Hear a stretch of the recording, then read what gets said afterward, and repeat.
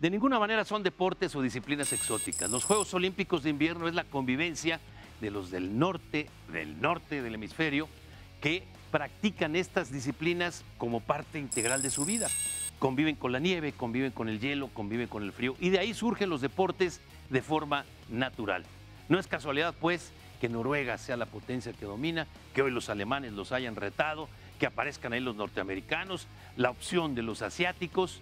Estos Juegos Olímpicos de Pyeongchang, que tuvieron problemas desde el punto de vista político, económico, social, con la Corea del Norte, la expulsión de los atletas rusos y a los que sí admitieron. Vamos a platicar, si le parece, con quienes estuvieron en los Juegos y con quienes estuvieron transmitiéndolos. Vamos a disfrutar Juegos Olímpicos de Pyeongchang, Juegos Olímpicos de Invierno, así que no se vaya, comenzamos.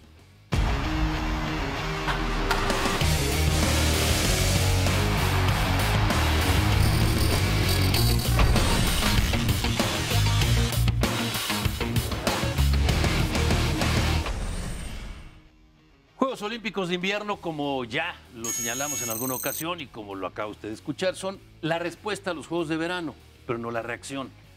El norte del hemisferio norte, pues vive con el hielo y la nieve hasta 5 y 6 meses en aquellos países. Y para ellos es normal, para los niños es normal jugar en la nieve como los nuestros es jugar, no sé, en el pasto, en las piedras, en este lado del mundo, pues, que no tiene y que no convivimos con la nieve y con el hielo.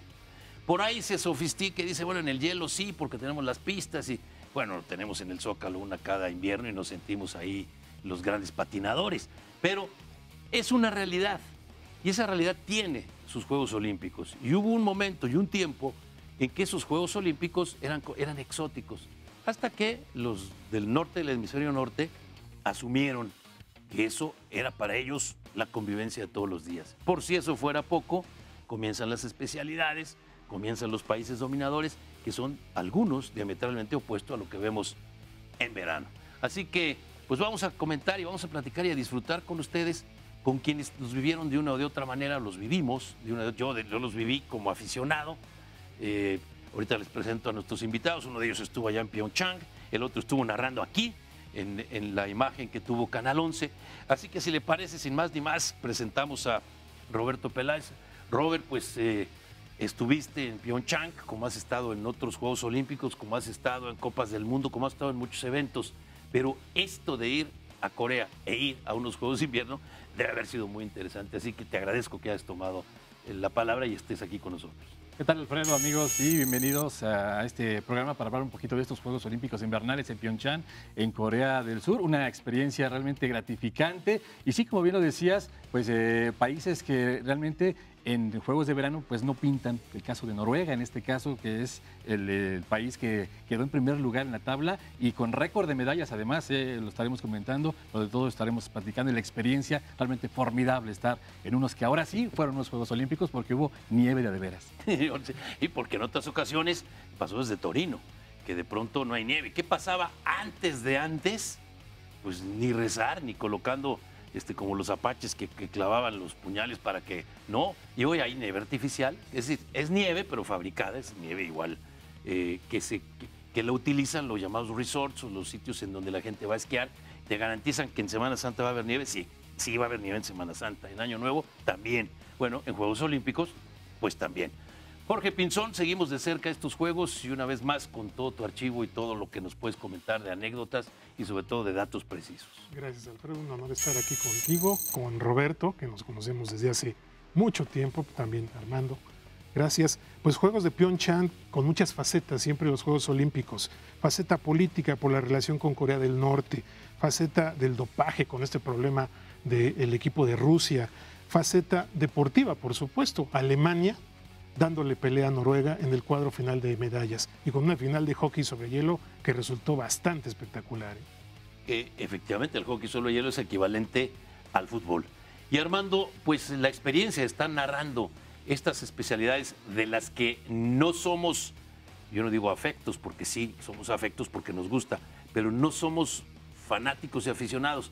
Y tú te preparaste al tener la invitación por parte de la gente de Canal 11 que te invita y te da esa responsabilidad, te preparaste, yo quisiera saber de esa preparación Y más que cómo te preparaste, porque al final de cuentas lo que nos interesa es que nos platiques parte de lo que viste, efectivamente. Así que bienvenido otra vez, Armando. Gracias, un gusto estar nuevamente aquí en este programa, Alfredo. Pues sí, fue una experiencia, la primera en mi caso, sobre unos Juegos Olímpicos invernales, no solamente por tener que archivar prácticamente en cuestión de semanas lo que son las diferentes disciplinas, sino también tener que archivar nombres de atletas que verdaderamente en mi vida había escuchado, y créeme que muchos de ellos su pronunciación nunca la logré expresar, ¿eh? Pero ya estaremos platicando. Y conste que no está hablando de los coreanos, tampoco está hablando de los chinos, está hablando de los noruegos, y está hablando de los finlandeses, y está hablando de los austriacos y de los alemanes, y por eso festejabas tanto cuando un español de apellido Fernández gana una medalla que no se esperaba en el evento de patinaje artístico, ¿no? Sí, ¿no? Cuando Germán Madrazo cruza ya lo que es su prueba del esquí de fondo, no importando que fuera el último lugar, como el momento fue tan emotivo, uno cantó verdaderamente ese cruce del mexicano en estos Juegos Olímpicos. Y ese es un tema, ¿eh? Ese es un tema. Entiendo que sea, y lo respeto y lo admiro, que sea un logro personal, pero Hasta ahí. mi duda sigue siendo, no duda, yo sigo pensando que a los Juegos Olímpicos van los mejores, y si no alcanzas a ser de los mejores, tienes muchas otras ventanas y otras posibilidades, porque hoy, entonces, a lo mejor un nadador que quede 10 segundos atrás en los 50 metros, pues puede decir, yo también quiero lograr, porque hace un mes usaba flotis en la roqueta, y ahora ya estoy nadando. Exagerando un poco este tema. Fue muy emotivo, probablemente porque son disciplinas de las que no estamos muy afectos, pero yo en lo particular diría que fue un tema en donde al Comité Olímpico Mexicano se le pasó la mano de bonachón, de buena gente, de inocente, porque al final de cuentas había una representación digna en otros atletas. Tuvimos una atleta en descenso que quedó entre los 36 primeros, ya tiene una historia de las que ya les platicaré. Conozco a su suegro, que es mexicano, y el esposo también, en fin. Pero hacer esto, pues es como, ¿qué te puedo decir? Como cuando un tanzanio, con todo respeto, se tira a la alberca y lo ponen junto con otros 3, y ya los que ya se secaron y ya están listos esperando, así que pasa, son los que lo llegan a recibir. Pero ahí está. Si vamos directamente a Pyeongchang, si les parece. Vancouver fueron los Juegos Olímpicos fuera de serie en 2010. Yo recuerdo bien en esa ceremonia inaugural tan emotiva, obviamente tan fría, estábamos esperando muchos a Celine Dion. Celine Dion, como la gran cantante canadiense, que es la que es famosa en todo el mundo, y además ha logrado un estilo muy propio, y en ese momento estaban de moda muchas de sus interpretaciones fantásticas. Y de pronto el estadio de Vancouver baja sus luces y aparece K.D. Lang, una cantante fuera de serie. Y yo dije, K.D. Lang en esto. Y de pronto todo el estadio, se me enchina el cuerpo. Estar ahí te contagia cuando empieza a cantar Aleluya del gran poeta Leonard Cohen, que recién fallecido, que él hizo esta interpretación. Es un poema muy difícil de seguir, pero una canción que te llega durísimo. Y ahí cambió, ahí comenzaron muchas sorpresas. Vancouver tiene ahí cerca Whistler y otros lugares en donde se llevaron a cabo estas pruebas, donde se divide ya con sedes hechas ex profeso, fabricadas para quedarse ahí. Y perdón que me extienda, para quedarse ahí y ser utilizadas. La leyenda perversa es en Sochi, 2014. Tuve la fortuna también de estar ahí.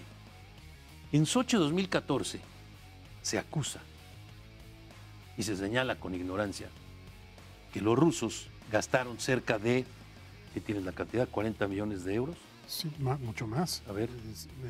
Bueno, costó Sochi 51 billones de dólares la organización. A eso me refiero, a billones. Ahora, quiero decirles que ahí están incluidas un tren que reúne a las 4 ciudades que están ahí cerca, la construcción de hoteles, la construcción de apartamentos que sirvieron como villas está construido también el teleférico hacia las montañas, las instalaciones es decir, muchas obras que se hicieron y se construyeron, y no estoy defendiendo al gobierno, estoy diciendo lo que vi. Como vi también en 2008 que a Beijing se le acusó de 55 billones de gastos cuando está incluido el aeropuerto, está incluido los trenes rápidos y está incluido los transportes locales y sobre todo aquello que no les funcionó mucho, que es Beijing Verde, que nunca lo logramos ver. Pero esta es una circunstancia en donde quienes son enemigos o rivales utilizan estos temas, Jorge, para llevar agua a su molino políticamente hablando, y ahorita tocaremos esos temas. Sí, el tema de Sochi son los Juegos Olímpicos más caros en la historia y había superado a Beijing. Jorge, te acabo de dar la explicación también. Sí. Son más caros en cuanto al presupuesto total, pero ¿cuánto se queda ahí? No estamos hablando del Maracaná de Brasil, que con 700 millones de dólares en su segunda reconstrucción es más caro esa reconstrucción segunda que la Alianza Arena del Bayern Múnich, con todo un estacionamiento que parece centro comercial. Eso es lo que se gastó, pero hay mucha infraestructura que se quedó. Eso enseñó Vancouver en su momento, pero Sochi lo hizo de esta manera. De esta manera, y también destinando dinero, se dice que 600 millones de euros para que los atletas rusos se prepararan. Y dentro de esos 600 millones de euros, ¿qué tanto para este dopaje llamado de Estado que sirviera para la preparación de los atletas, que es ya tema que no entra directamente en los presupuestos, pero que después se investigó y se supo que los rusos también, el gobierno entró en este jueguito? ¿A qué fuente se referirá Jorge Pinzón? Totalmente cargado del lado occidental, aunque sí, completamente de acuerdo contigo en este tema. Y Roberto, tú viviste Pyeongchang. Después de luego te lo describo lo que vivimos en Vancouver, lo que vivimos en Sochi y lo que yo no viví en Pyeongchang. ¿Cómo lo compararías? Fíjate que también hubo algunas críticas para el comité organizador de Pyeongchang. ¿Sabes por qué? El estadio en donde se realizó la ceremonia inaugural y también la ceremonia de clausura, nada más fue construido para eso. No va a ser utilizado. Después de la ceremonia de clausura se anunció que pronto va a ser derribado. O sea, gastaron millones de dólares para construir un estadio. El estadio era tubular, las gradas eran tubulares. No eran gradas de cemento como en todos los demás estadios, como estamos acostumbrados a verlos, eran tubulares y bueno, se gastaron una muy buena lana, pero nada más para 2 eventos, ceremonia de apertura y ceremonia de clausura, pero hasta ahí, así que no va a haber un legado. Una de las principales prioridades cuando se realizan los Juegos Olímpicos es el legado, ¿no? ¿Qué va a dejarle al pueblo después de que se realice una competencia, ya sean estadios, ya sean programas, ya sean pues algunos eventos importantes para apoyar desde luego a la juventud, a la niñez del país, en este caso organizador, pero en este caso pues eso me llamó poderosamente la atención, que ese estadio va a ser derrumbado muy pronto. Es un saludo que manda Roberto Peláez a Qatar, que está construyendo 8 estadios para la Copa del Mundo, los va a desmantelar y los va a regalar. O a Ted Turner, aquel el gran empresario en Atlanta, que construyeron el Estadio Olímpico de Atlanta con la premisa de que al día siguiente me lo devuelves, lo rompemos, lo hacemos, lo estructuramos y lo volvemos de béisbol. Y ahora los Bravos de Atlanta ya ese lo derrubaron porque ya el 96 no contaba y ya hicieron uno nuevo. Interesante observación, Roberto. Pausa, regresamos. Olímpicos de Pyeongchang.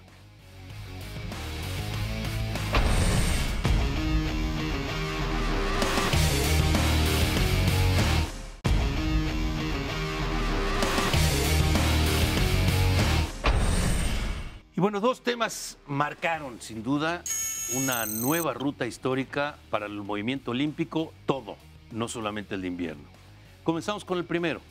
Los Juegos Olímpicos de Pyeongchang en este 2018 tienen su equivalente, pero actualizado a lo que ocurrió en Seúl 1988. Recordar que Seúl está muy cerca de la frontera, que Corea está dividida por el paralelo 38, que hasta hoy no se ha firmado ni la paz ni continuado la guerra, que existe esa zona que es lo que llaman un buffer, o sea, como un amortiguador, esa zona que es tierra de nadie, y que Corea del Norte, usted sabe, en los últimos meses y quizás hasta años, esta presión, esta forma de imponerse y a través de las amenazas y de los misiles de largo alcance y la amenaza latente para los Juegos de 88. Ocurrió lo mismo en los Juegos del 2018. Solamente que, a final de cuentas, llegan a un acuerdo aparentemente feliz. Va una delegación de Corea del Norte, encabezada por la hermana del líder de Corea del Norte. Su hermana es la que va. Llevan un grupo de porristas, llevan un grupo de animación, solicitan llevar un grupo de deportistas y le pegan con todo al equipo de hockey femenil, porque ese equipo de hockey femenil que no existía y que lo inventaron cuando necesitamos estar en todos los eventos, que hace saber quién juega hockey, pónganse esto, para dónde va, para acá, para allá, ese es el patín izquierdo, pónganselo del otro lado, esto, y resulta que estaban preparándose por 5 años y les llegan 8 jugadoras de Corea del Norte que tampoco tenían idea y bueno, por eso las apalearon, pero fueron más la parte simbólica que la parte real. Comenzamos por el principio, Roberto, las porristas, las animadoras, se presentaban por todos lados, ¿no? Sí, estaban en varios estadios, lo mismo aparecían en el hockey sobre todo, es donde más acudían a apoyar al equipo de Corea. Estaban también en los eventos de patinaje, que son los eventos que se realizaban. Hay que aclarar un poquito. En Pyeongchang había 2 zonas en donde se competía. Una era la montaña, era Alpencia, en donde se realizaban los eventos de descenso, los de salto, los del esquí country, los de biatlón. Esa era la parte de la montaña. Pero había otro lugar en donde era la costa, que es lo que está más cercano a lo que tú mencionas, a la zona desmilitarizada, que era Nangwang. Ahí se realizaban los deportes que se realizan en estadios techados, el hockey, el patinaje, el patinaje artístico, y bueno, pues ahí es donde aparecían principalmente las porristas, ¿no? Y en algunos eventos también llegaron a ir a los eventos de montaña, sobre todo en eventos en donde había coreanos y sobre todo en el patinaje de cross country, ahí aparecieron también las porristas norcoreanas. Sí, que tomando en cuenta esto, para que usted lo imagine, es en Sochi ocurrió lo mismo. En la parte de abajo, digamos, en la que está pegadita al mar, en la costa, sí. La costa que estás ahí pegadito en Sochi ocurrió, que no en Vancouver, porque Vancouver era Vancouver y subías a Whistler, a la montaña. Aquí en Sochi tenías esto y los funiculares, estos de los que acabo de mencionar, y los trenes que acabo de mencionar, y los caminos que se construyeron para subir a la montaña, quizás 40 minutos por ahí, quizá 1 hora. Pero en la parte de abajo, en donde están los escenarios que se quedaron, uno de estos estadios, el de inauguración y clausura, es el estadio que se está utilizando para Rusia 2018. Ese es el estadio de fútbol. Y si usted tiene la oportunidad de ver imágenes del Gran Premio de Fórmula 1 de Rusia, es ahí, es en esa zona. O sea, esas quedaron, y se utilizan mucho, y ahora se quedaron los hoteles que se construyeron, los apartamentos, para que en verano la gente va a la montaña, pues, principalmente la gente de Rusia, Es decir, no va mucha gente fuera de Rusia. Y, por supuesto, el agua que es helada del Mar Negro y la playa esa de piedras, pero pues ya estás ahí, ¿no? De esta misma situación. Jorge, ¿algún dato que nos quieras aventar ahorita? Un dato, pues, Asia, el continente asiático, con Pyeongchang inicia una serie de magnos eventos deportivos olímpicos, porque Pyeongchang 2018, Corea del Sur, su inversión, pero vienen los de verano en Tokio 2020 y luego Beijing 2022. Comité Olímpico Internacional ya sabe dónde está la producción de billetes para los próximos años en el movimiento olímpico. La FIFA también sabe cómo hacer negocio, ¿no? Porque no está la producción de billetes. La producción de billetes, pues Qatar, Brasil, Sudáfrica, Brasil, Qatar y ahora Rusia también, ¿no? Pero yo regresaré a la parte de Beijing. Beijing es una sede histórica porque tuvo sus Juegos Olímpicos de verano. Hace un frío pavoroso en invierno, a mí no me ha tocado ir, pero ahí están las temperaturas.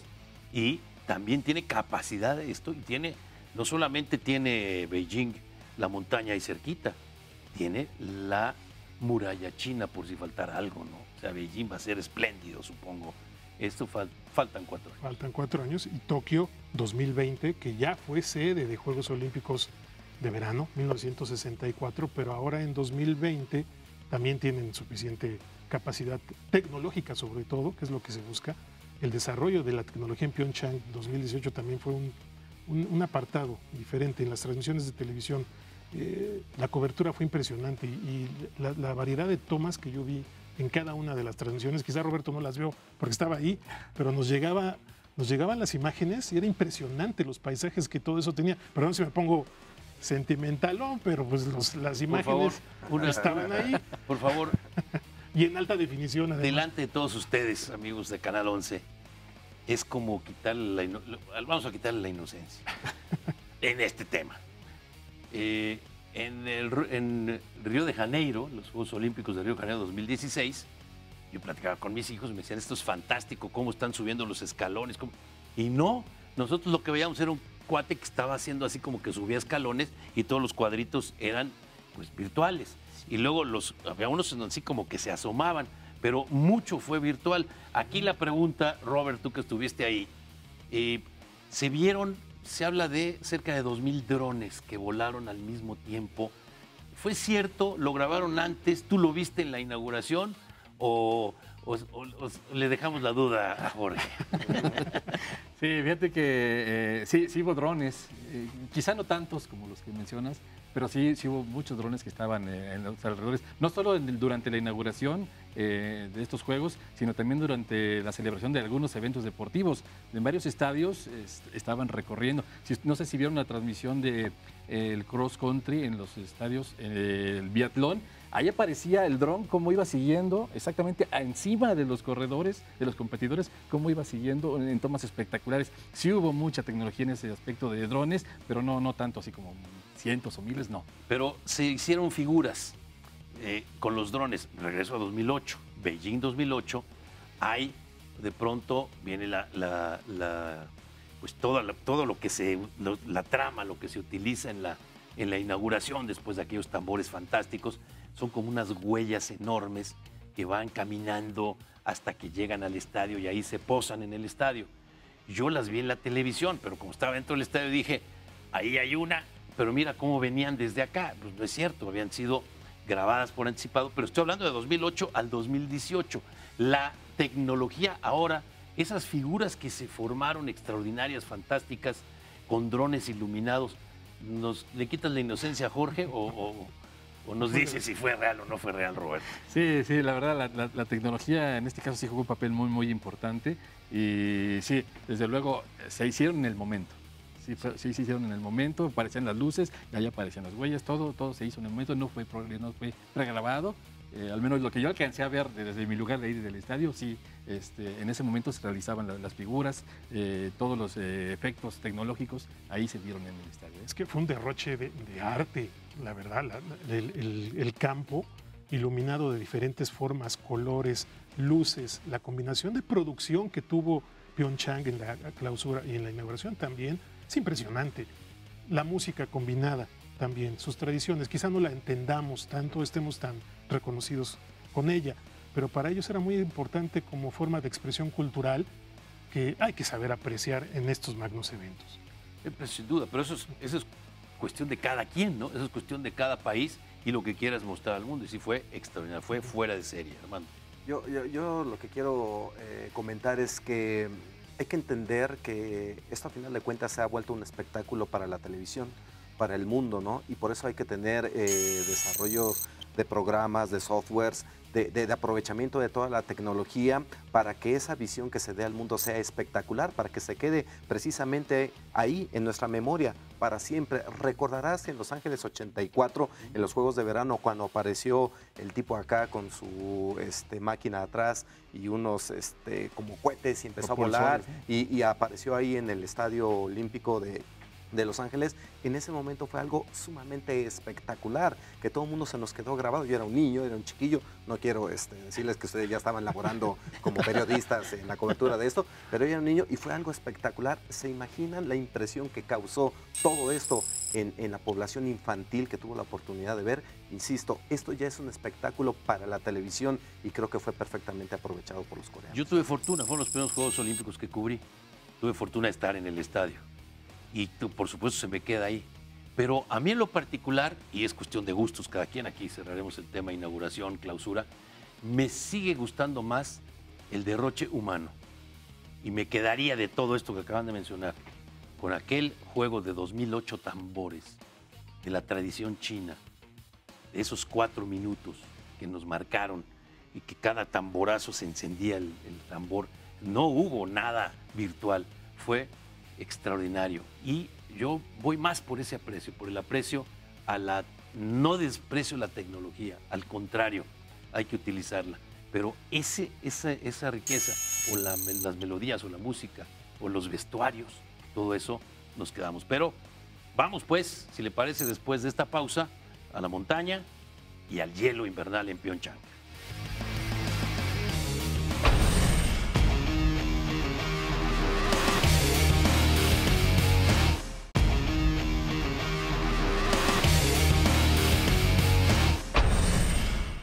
El segundo tema, y no fue cosa menor, el tema del doping de Estado, así clasificado por el Comité Olímpico Internacional, por la Asociación Mundial Antidopaje, por el tribunal más alto, el TAS, en donde se castiga de entrada a toda la delegación rusa. El Comité Olímpico Internacional, usted sabe que el Comité Olímpico Internacional invita a los comités a que vengan a los Juegos Olímpicos, es decir, no porque porque hay un comité olímpico en algún país.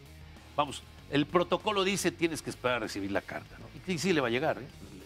Pero a los rusos les quitaron esa atención. No estaban invitados. Vino entonces la reacción del gobierno ruso. Quedará la duda para siempre qué hubiera sido si no hubiera sido Rusia, valga la redundancia, si hubiera sido cualquier otro país. O sea, a lo mejor no los dejan entrar, pero ni a jugar pelotazos de nieve. Aquí lo que ocurrió fue que algunos atletas rusos, los que no tenían antecedentes de dopaje, se les permitió asistir. Y creo que la culminación, y voy a empezar de atrás hacia adelante en vez de adelante hacia atrás, la culminación de toda esa emoción, de toda esa frustración de los rusos que asistieron, pero que no iban bajo su bandera, aunque sí sus nombres no era Comité Olímpico, eran atletas rusos invitados. En otras ocasiones han sido atletas invitados, ¿eh?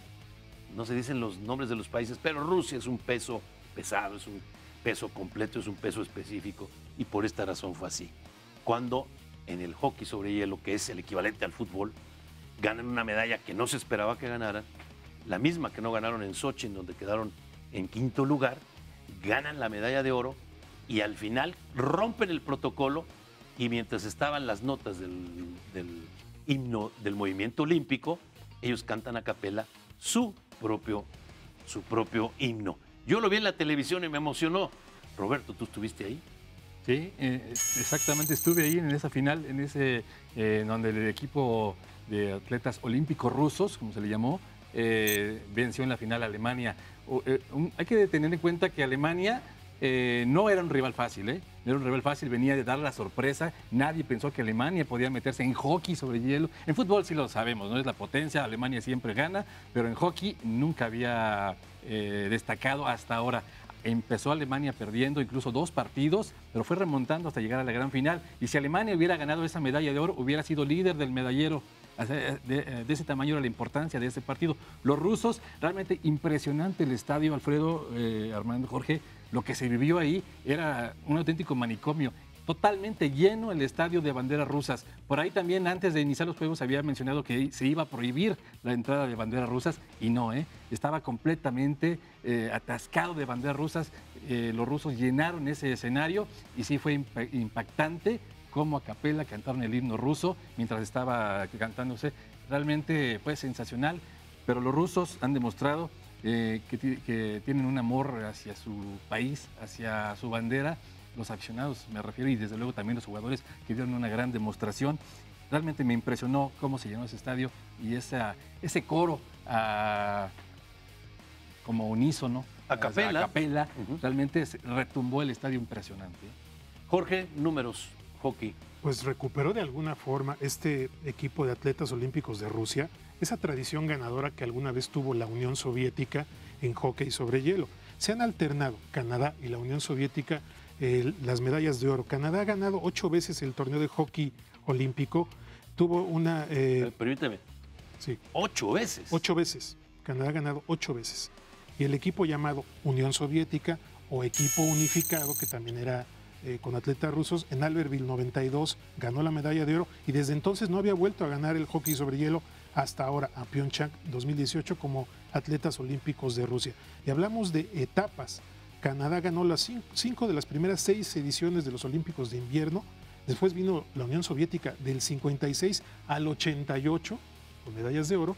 hasta que Canadá volvió a ganar 3 de 4 ediciones y ahora, no como Unión Soviética, como Rusia, recuperan el dorado.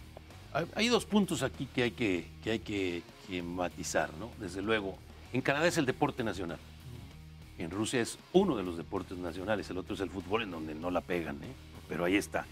El punto aquí en el hockey también es que había un armisticio con el hockey profesional de la NHL, que es la liga más importante. Hay otras en Europa, hay otras también en los Estados Unidos y Canadá, pero es la liga más importante que atrae a los mejores jugadores del planeta, con algunas excepciones. Y que la NHL, que había dado su visto bueno, como lo hizo la FIFA en su momento, y dijo, pues que vayan mis profesionales, ¿cuándo lo hizo? En el 84. ¿Por qué? Porque ya nadie le hacía caso al fútbol, porque lo iba a desaparecer el fútbol del movimiento olímpico. Cuando la FIFA se da cuenta el crecimiento o lo que significa simplemente los Juegos Olímpicos de Los Ángeles, sumadas las entradas a los grandes estadios, sumaban prácticamente lo que todos los demás deportes juntos ubiquemos en Juegos Olímpicos. Y entonces la FIFA ahí está, pero una medalla olímpica que es por naciones hizo que la FIFA dijera, no, van a rivalizar con el Mundial. Y por tal motivo ponemos límites, el sub-23, pero pueden ir profesionales, y europeos sub-21 porque Latinoamérica y tal. El caso de la NHL es abierto. ¿Por qué?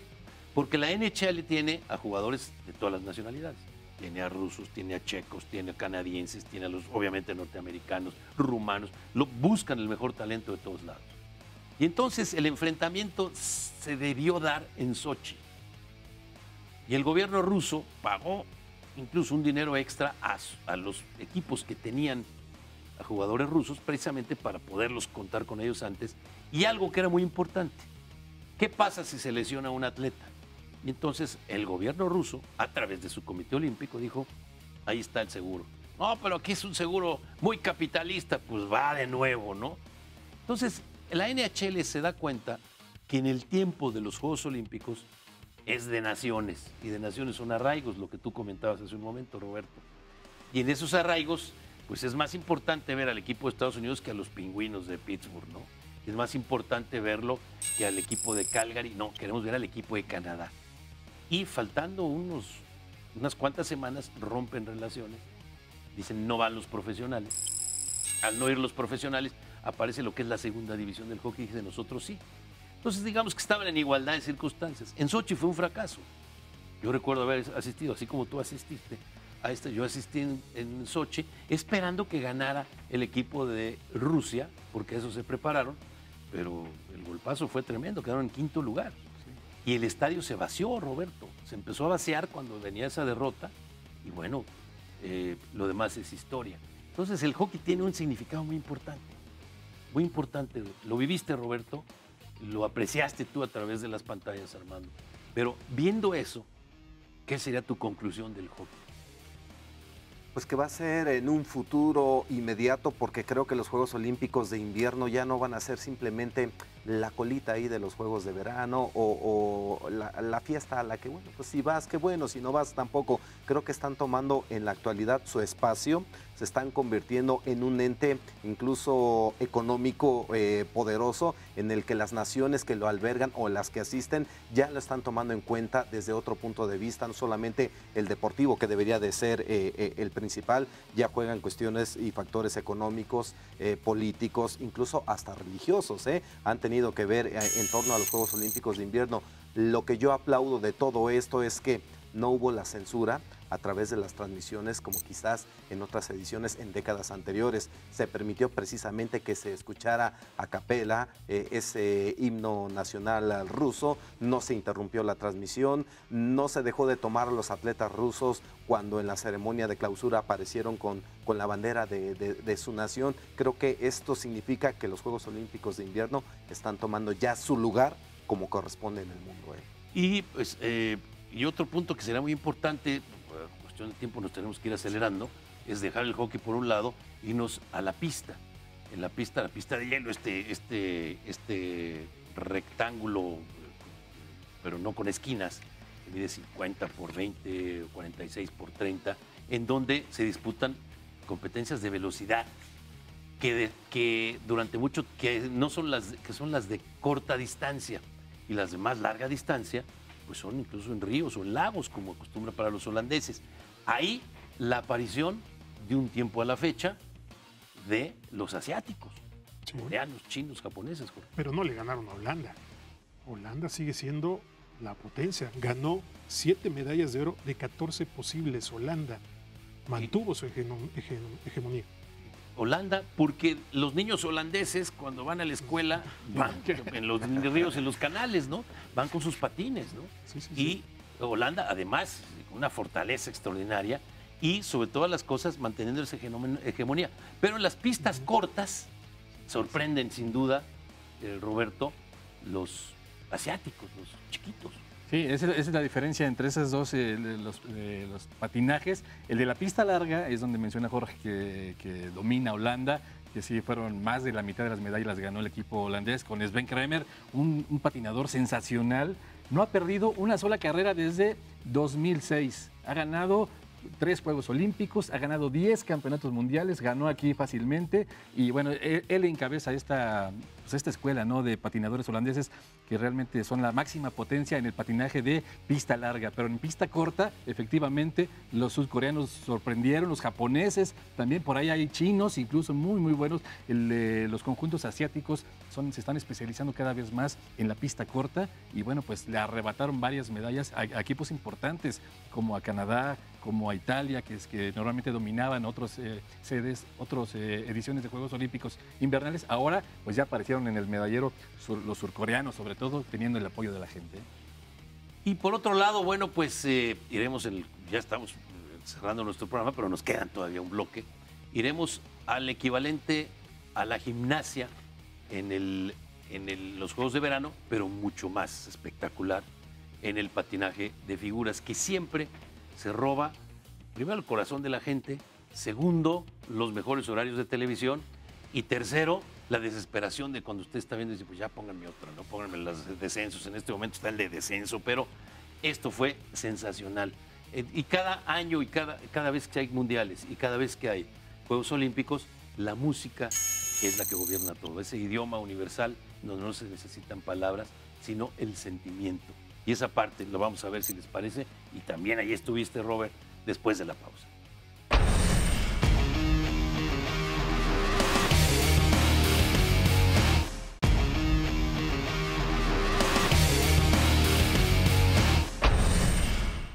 Y sin duda, si estamos pasando de la nieve al hielo y del hielo a la nieve, hay ese lugar extraordinario que es la pista, digamos, aquí diríamos los carritos, ¿no? Los bobsleds, los trineos para cosificarlos.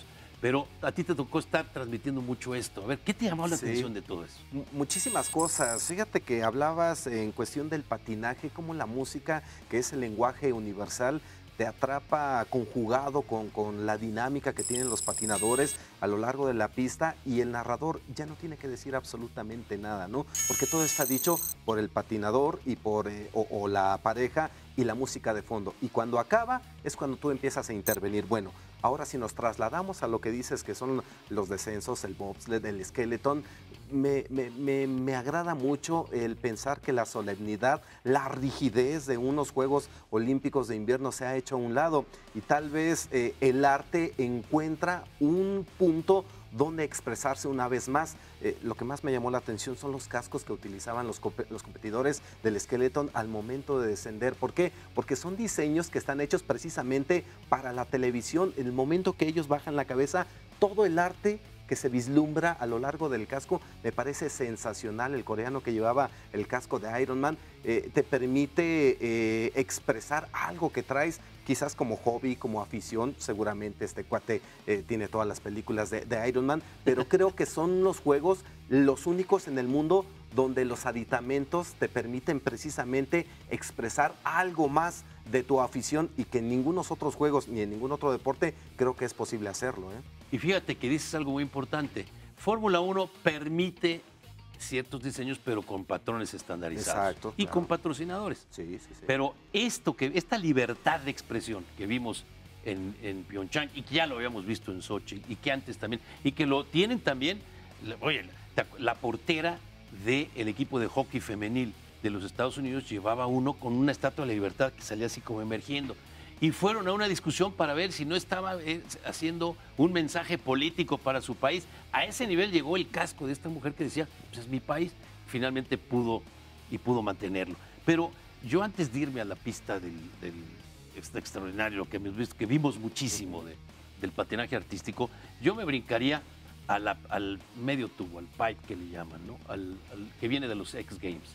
Estos atletas fuera de serie, esta acrobacia, estos que se juegan, de veras, se llegan a jugar la vida. Oye, hubo un lesionado ahí que por poco queda paralizado.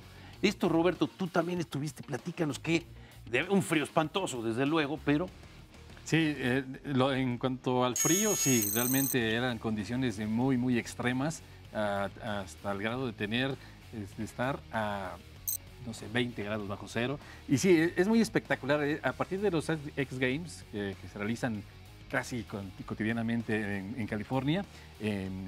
Bueno, pues a partir de ese momento los han tenido un surgimiento impresionante. Y ahora en Pyeongchang, realmente escenarios llenos para el snowboard y el el snowboard es el de la tabla, ¿no? Y el otro es el del el esquí libre, el freestyle, en las diferentes modalidades. Pero sí, es el tubo, las acrobacias que hacen realmente cada vez son más espectaculares. Ahí desde luego dominan los canadienses, dominan los estadounidenses. Por ahí hay una competidora que para mí fue una de las grandes figuras de estos juegos, Ledecky, precisamente, Esther Ledecky, la checa, que ganó tanto en descenso, en slalom gigante, y después en otro deporte diferente gana medalla de oro en el snowboard. Realmente fue sensacional lo que hizo, pero este tipo de deportes cada vez ganan más adeptos y se demostró ahí porque eran llenos impresionantes en esos escenarios que sí realmente eran muy fríos.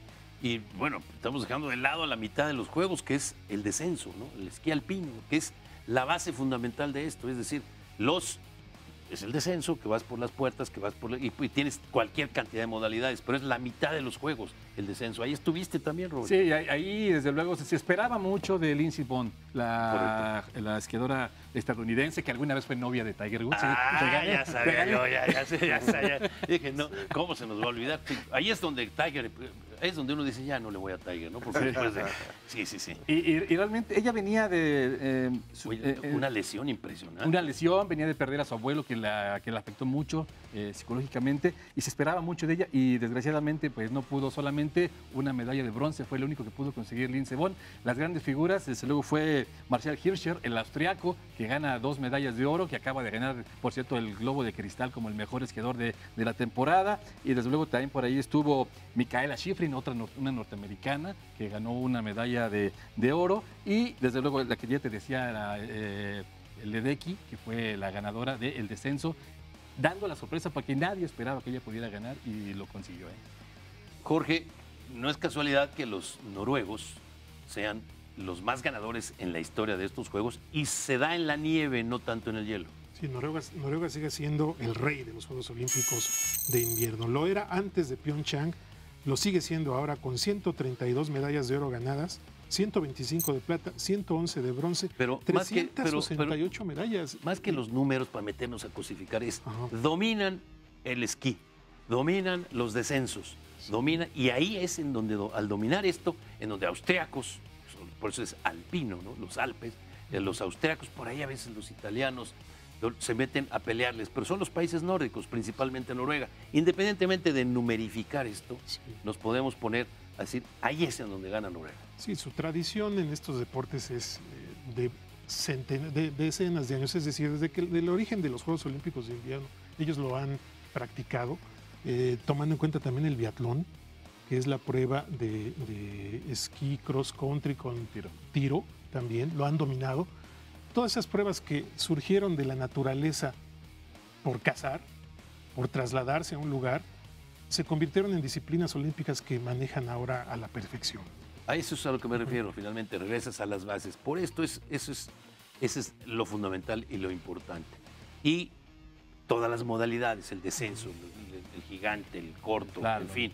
Y ahí sí participó con mucho, pues qué te puedo decir, con mucho orgullo, una competidora mexicana nacida en Estados Unidos, que ya antes había participado por Estados Unidos, casada con mexicano. Él es hijo de Federico Gagiola, un amigo desde hace muchos años, hace mucho que no lo veo. Pero ella, con el doble pasaporte, entonces encontró con sus tiempos el participar y quedó entre los 30 primeros lugares. Yo diría que fue la parte digna de la delegación mexicana. Por supuesto es digno también lo de este hombre Germán Pirqueretano, pero es, de verdad, no es para Juegos Olímpicos, es para el Maratón de Nueva York, es para el triatlón de no sé dónde, no había estado en la nieve 2 años antes, vendió hasta su camioneta. Entiendo, eso es una parte interesante, pero los Juegos Olímpicos son para otra cosa. Los Juegos Olímpicos es ganar y no competir, no ganar, bueno, pues lo hizo religiosamente, al final de cuentas. Sí, ¿no? pero yo creo que con el paso de los años y precisamente lo que te comentaba hace unos momentos de que ya están tomando o se están tomando tan en serio estos eventos y el mundo está volteando hacia ellos, que van a ser cada vez más complicadas las participaciones de atletas que no están acostumbrados a este tipo de disciplinas, ¿eh? Y eso yo creo que con el paso del tiempo no va a ser tan fácil, ni va a haber otro Germán Madrazo que haya calificado tan fácil a una justa de invierno. Que no calificó, Sí, simplemente entró por la cuestión de cuotas. Pero bueno, mis respetos por el esfuerzo, pero el escenario era diferente. Ahora vamos hablando de escenarios. Y sin duda el patinaje artístico, que es el patinaje que es el histórico, es lo más hermoso, lo que cautiva de los Juegos, y que es también una tradición de una gran riqueza de muchos siglos, a final de cuentas. Podríamos ver la historia desde Sonia Harken, era sueca ella, que dominó por muchos años, pero luego la que hace yo te diría que un antes y un después es Katharina Witt, esta alemana del este, que gana medallas, que gana mundiales, pero que estaba como con una camisa de fuerza y que le llegó tarde la unificación de las alemanas y que logró trascender después de ellas, aquel con la música de Carmen de Bizet, en donde nos cautivó a todos. Y luego viene la famosa película esta de Tonya Harding contra Nancy Kerrigan, que se volvió película, que eso es parte del show y vamos a dejarse los americanos, ¿no? Que no sé si final feliz o no. Pero Pyeongchang, Roberto, nos trae a 2 atletas rusas que sí participaron, una de 15 años y una de 18 años. Sí, el patinaje de figura, de figura sobre hielo fue el evento más demandado, por encima del hockey, que ya decías tú, el hockey es el fútbol. Aquí el patinaje artístico, si se puede llamar de esa manera, es el evento más demandado. Nosotros teníamos en Claro Sports, teníamos acreditación, no podíamos entrar solo con nuestra acreditación. Teníamos que tener un boleto, un brazalete especial, y el boleto era de observador, no podíamos ni siquiera bajar a la zona mixta a entrevistar. Y sí, Alina Zagitova, 15 años de edad, sorprendió, pero Elena Medvedeva, las 2 rusas, eran las favoritas, pero quedaron al revés de como se pronosticaba. 15 y 18 años. 15 y pero 18. Aquí lo especial también es los japoneses, que hacen lo mismo, pero en el varonil, y además unos acróbatas extraordinarios. Fíjate que Yuzuru Hanyu es un fenómeno, Así como te decía de que era impresionante el hockey cuando ganó Rusia, también el día que compitió Yuzuru Hanyu, el estadio se caía, cómo aparecían todas las banderas, lleno completamente de banderas japonesas. Lo tienen como un ídolo. Hay como imágenes de caricatura de Yuzuru Hanyu. Oye, perdón, es el de los ositos, Ajá. los Winnie Pooh. Exactamente. Que le avientan sus Winnie Pooh, ¿no? Lleno, todo el mundo trae ositos de Winnie Pooh para aventarle a Yuzuru Hanyu, y respondió. Él estaba en duda porque venía lesionado, no participó en la competencia por equipos para guardarse para la competencia individual. Había un duelo ahí muy especial con Fernández, con Javier Fernández, el español, que son compañeros de entrenamiento en Canadá. Y bueno, al final Fernández, tercer lugar. Los japoneses. Robert, pero de repente estabas tú allá y de repente, despacito. Dijiste, de aquí soy, ¿no? Bueno, ¿cuántas parejas utilizaron despacito? Impresionante. Sí. O sea, es la del momento, ¿no? Pero tú dijiste, de aquí soy. Para mí, uno de los temas, y seguramente me corregirás en todo caso, son los canadienses que ganan en parejas su medalla de oro. Y en la medalla de plata, la forma en que ella, la francesa, pierde un pedazo del vestido y aún así se mantiene y se sostiene, pero logra pasar a la final y llega a esa medalla de plata sobre los norteamericanos favoritos, ¿no? Sí, fue una final muy, muy emotiva porque incluso al día siguiente, bueno, 2 días después de que era Gabriela Papadakis y Cicerón a la que se le rompió el vestido, todavía en el siguiente, en el programa largo, impusieron récord mundial, tuvieron unas agallas para después de ese descalabro que tuvieron en el primer día. Impusieron récord mundial, pero desgraciadamente pues ya era mucha la diferencia y Tessa Virtue y Scott Moir de Canadá pues simplemente son los mejores del mundo, ya habían ganado en su país, en Vancouver, en Sochi quedaron segundos, recuperan la corona, pero ese es el duelo. Y por ahí también aparecieron los hermanos Shibutani de Estados Unidos, quedaron en tercer lugar, que también han cautivado por la forma en que han patinado y bueno, pues desgraciadamente pues que había 2 parejas muy superiores arriba de ellos. Sí, aquí que si la mamá, que si quién sabe qué, pero bueno, son hermanos. Conclusiones, Roberto, de tu asistencia, la riqueza, conclusiones así rápidamente. Fíjate que te comentaba al principio del programa, estos sí fueron Juegos Olímpicos de invierno por la nieve, por el hielo que hubo, por la pasión que se vivió, por el ambiente. Yo también estuve en Sochi, allá te vi. Y no, la comparación me preguntan, ¿cuál te gustaron más, Sochi o Pyeongchang? Me quedo con Pyeongchang porque sí tuvieron más sabor de Juegos Olímpicos. Ah, pues sí, porque yo no estuve. No sé. Yo me quedo con Sochi, entonces, en todo caso, sí, pero ahí nos vimos, por supuesto. Gracias, mi querido Roberto. Jorge, conclusiones. Reapareció el frío en los Juegos Olímpicos de invierno, por fin, y pudimos ver, demostraciones de atletas que van a quedar en la historia, en unos Juegos que cada vez marcan un parámetro a superar por la edición que viene. Ahí quedó Pyeongchang. Armando, mis respetos porque te preparaste con mucha anticipación, porque disfrutaste estos juegos, porque nos lo transmitiste a través de la pantalla Canal 11. Yo te quiero felicitar porque seguir no es fácil, sobre todo en algo que es tan ajeno. Sí, sumamente ajeno socialmente hablando, ya como nación. Estamos muy lejos de lo que son los Juegos Olímpicos de invierno, pero yo me quedo con eso precisamente, de que gracias a esta cercanía que tuve, seguramente también el Comité Olímpico Internacional se ha dado cuenta que los países que no tenemos nieve, nos agrada el espectáculo que se ofrece porque no deja de ser un espectáculo, y mencionar que de los deportes que más memes se hicieron durante los Juegos Olímpicos de invierno y que muchos se nos hacía muy aburrido, terminó siendo el más divertido, el curling. El curling, eso que dicen, no, hombre, esto es para... Estoy totalmente de acuerdo contigo, porque hasta los Simpsons se burlaron, ¿no?, de aquello. Bueno, pues conclusión, extraordinario el evento, extraordinaria la oportunidad también para verlo a través de la pantalla de Canal 11. Gracias, y le recuerdo, Palco a Debate, domingos, 4 de la tarde. ¿Dónde? En la pantalla de Canal 11.